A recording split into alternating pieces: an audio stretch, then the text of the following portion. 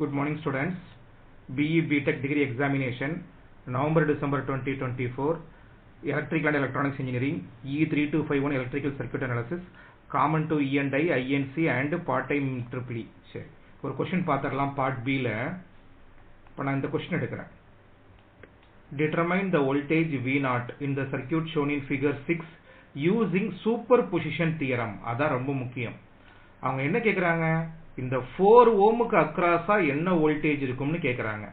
அப்போ மொத்தம் 3 சோர்ஸ் இருக்கு, மெத்தட் கொடுத்துட்டாங்க. அப்போ இந்த மெத்தட் படி தான் நம்ம சால்வ் பண்ணணும். சரிங்களா? சரி, இப்போ என்ன பண்ணலாம்? ஃபர்ஸ்ட் ஸ்டெப் 1 எடுத்துக்கிறேன்.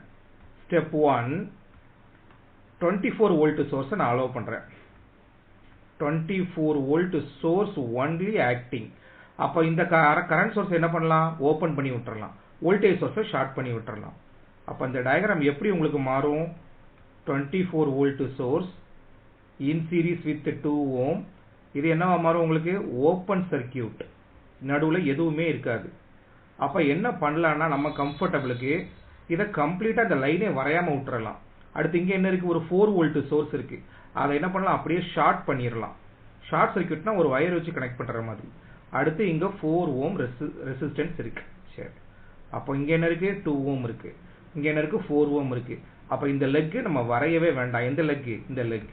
சரி, அப்போ இப்போ இந்த 24 வோல்ட், இங்க 2 ஓம், இங்க 4 ஓம். அப்போ வோல்டேஜ் டிவிஷன் ரூல் எழுதிடலாம். என்ன எழுதிடலாம்? நமக்கு வோல்டேஜ் அக்ராஸ் 4 ஓம். மொத்த வோல்டேஜ் எவ்வளவு? 24. தேவையான ரெசிஸ்டன்ஸ் நியூமரேட்டர்ல வரணும். மொத்த ரெசிஸ்டன்ஸ் யாரும் பங்கு போடுறா? இவங்க 2 பேரும் பங்கு போடுறாங்க. அப்போ 24 into 4 divided by 6.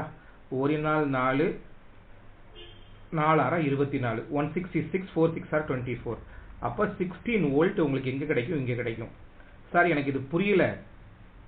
இப்போ நீங்க என்ன பண்ணுங்கன்னா, இதை வேற மெத்தட்ல சால்வ் பண்ணுங்க. நீங்க சொல்லணும். இப்போ இது ஒரு 24 வோல்ட் சோர்ஸ். இந்த 2 ரெசிஸ்டன்ஸும் சீரிஸ் ஆயிட்டா. அப்போ இது ஒரு 24 வோல்ட் சோர்ஸ்.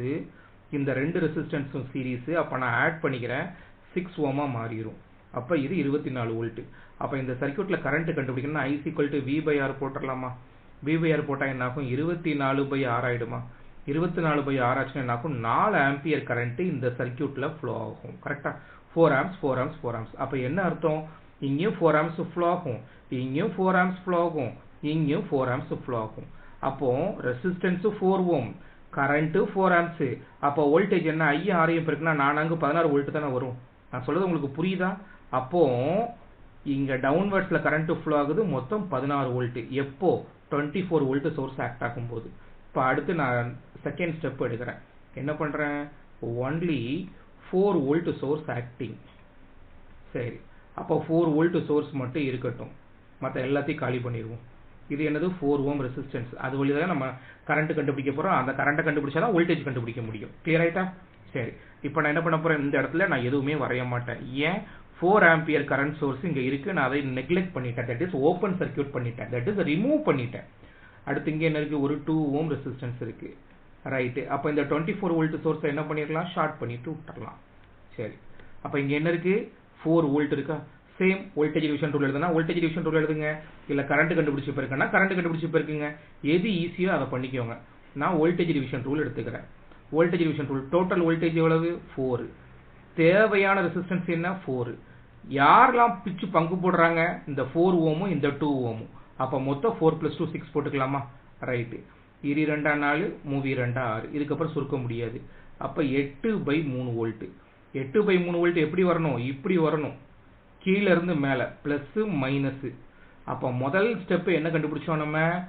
மேல இப்படி, மேல பிளஸ் கீழ மைனஸ், டவுன்வர்டு. எவ்வளவு? 16 வோல்ட். இப்போ என்ன கண்டுபிடிச்சோம்? கீழ பிளஸ் மேல மைனஸ். எவ்வளவு? 8/3 வோல்ட்.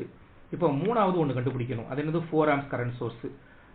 அப்போ தேர்ட் ஸ்டெப் 3 என்ன பண்றேன்? Only 4 ampere source is acting. அப்ப மிச்சம் இருக்கிற 2 வோல்டேஜ் சோர்ஸையும் ஷார்ட் பண்ணி விட்டுறலாமா? அப்ப டவுன்வர்ட்ஸ் கரண்ட் எவ்வளவு ஃப்ளோ ஆகுது? 4 ஆம்ப்ஸ் ஃப்ளோ ஆகுது. அப்ப இங்க என்ன இருக்கு? ஒரு ஷார்ட் சர்க்யூட் இருக்கு. இங்க என்ன இருக்கு? ஒரு 2 ஓம் ரெசிஸ்டன்ஸ் இருக்கு. அடுத்து லெஃப்ட்ல என்ன இருக்கு? ஒரு 24 வோல்ட் சோர்ஸ் இருந்தது, அதை நான் ஷார்ட் பண்ணிட்டேன். இங்கேயும் ஷார்ட் பண்ணிட்டேன். மிச்சம் என்ன இருக்கு? ரைட். அப்போ 4 ஓம் இருக்கு. சரி, ஓகே.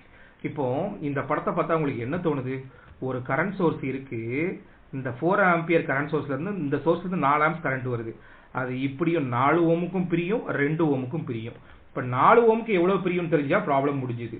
அப்ப நமக்கு கரண்ட் டிவிஷன் ரூல் தெரிஞ்சா ரொம்ப ஈஸி. கரண்ட் டிவிஷன் ரூல் என்ன? மொத்த கரண்ட் எவ்வளவு? 4 ஆம்பியர். இப்ப தேவையில்லாத ரெசிஸ்டன்ஸ் நியூமரேட்டர்ல போடணும். வோல்டேஜ் டிவிஷன் ரூல் எழுதும் போது தேவையான ரெசிஸ்டர் போடணும். ஆனா கரண்ட் டிவிஷன் ரூல்ல தேவையில்லாத ரெசிஸ்டர் என்ன? 2 ஓம். அதாவது நமக்கு 4 ஓம் வழியா வோல்டேஜ் வேணும், அப்படின்னா 4 ஓம் வழியா கரண்ட் வேணும். அப்ப 2 ஓம் வந்து நமக்கு தேவையில்லை இந்த சர்க்யூட்டை பொறுத்த வரைக்கும். புரியுதா? சரி, யார் 2 பேர் பிச்சு பங்கு போடுறாங்க? 2 + 4 6. 6 அங்க போட்டுடலாமா? அப்போ 1 2 2 3 2 6. அப்போ 4/3. இந்த 4/3ங்கிறது என்ன? இந்த 4 ஓம் வழியா போகக்கூடிய கரண்ட்டை தான் நான் சொல்றேன். நல்லா புரிஞ்சுக்கணும். இப்ப நம்ம கண்டுபிடிச்சது வோல்டேஜ் டிவிஷன் ரூல் கிடையாது. முதல் ஸ்டெப் வோல்டேஜ் டிவிஷன் ரூல். டைரக்டா 16 வோல்ட் போட்டுட்டோம். கரெக்டா? ரெண்டாவது 4 வோல்ட் சோர்ஸ், அதுலயும் வோல்டேஜ் டிவிஷன் ரூல். நம்ம கண்டுபிடிச்சது வோல்ட், யூனிட்ல கான்சென்ட்ரேட் பண்ணிக்கோங்க, அதுவும் வோல்ட். ஆனா இப்ப நான் எழுதுனது கரண்ட் டிவிஷன் ரூல். கண்டுபிடிச்சது கரண்ட். அப்ப இந்த கரண்ட்டை கொண்டு என்ன பண்ணணும்? இந்த ரெசிஸ்டன்ஸை பெருக்கிடணும். பெருக்கினாதான் I/R கிடைக்கும். அப்ப 16/3 வோல்ட். அந்த 16/3 வோல்ட் கரண்ட் எங்க ஃபர்ஸ்ட் ரீச் ஆகுது? பாட்டத்துல தான் ஃபர்ஸ்ட் ரீச் ஆகும். அப்ப கீழே பிளஸ், மேல மைனஸ். அப்ப மொத்தம் 16/3 வோல்ட். சரிங்களா? அப்ப 8/3 16/3 சேம் போலாரிட்டியா? அப்ப அந்த ரெண்டையும் நம்ம கப்பல் பண்ணியாச்சுன்னா நமக்கு என்ன கிடைக்கும்? 24/3 வோல்ட் வந்துருமா? 24/3 வோல்ட்னா 8 வோல்ட். அப்போ நல்லா பாருங்க,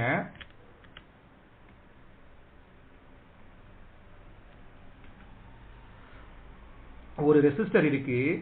அந்த ரெசிஸ்டர்ல டாப் பிளஸ், கீழே பாட்டம் 16 வோல்ட், கீழே பிளஸ் மேல மைனஸ், மொத்தம் 8 வோல்ட். அப்ப என்ன பண்ணிக்கலாம்? அப்படியே ஹையர் போலாரிட்டில இருந்து லோயர் போலாரிட்டி கழிச்சுக்கலாமா? அப்போ 16ல இருந்து 8 கழிச்சா என்ன கிடைக்கும்? உங்களுக்கு 8 வோல்ட் கிடைக்கும். பட் ஆனா ஆன்சர் எழுதும்போது தெளிவா எழுதணும். என்ன எழுதணும்? அவங்க V0 என்ன கேட்டிருக்காங்க? மேல பிளஸ், கீழே மைனஸ், மேல பிளஸ், கீழே மைனஸ். கரெக்டா? எவ்வளவு வோல்ட் வந்திருக்கு? மிச்சம் 16ல இருந்து 8 வோல்ட் போக, இந்த 16 வோல்ட்ல இருந்து 8 வோல்ட் கழிச்சா மிச்சம் எவ்வளவு கிடைச்சிருக்கு? 8 வோல்ட் கிடைச்சிருக்கு. அப்ப V0 ஆன்சர் என்ன? இந்த ப்ராப்ளத்தை பொறுத்த வரைக்கும் +8 வோல்ட். அவ்வளவுதான். இதோட இந்த ப்ராப்ளம் முடியுது.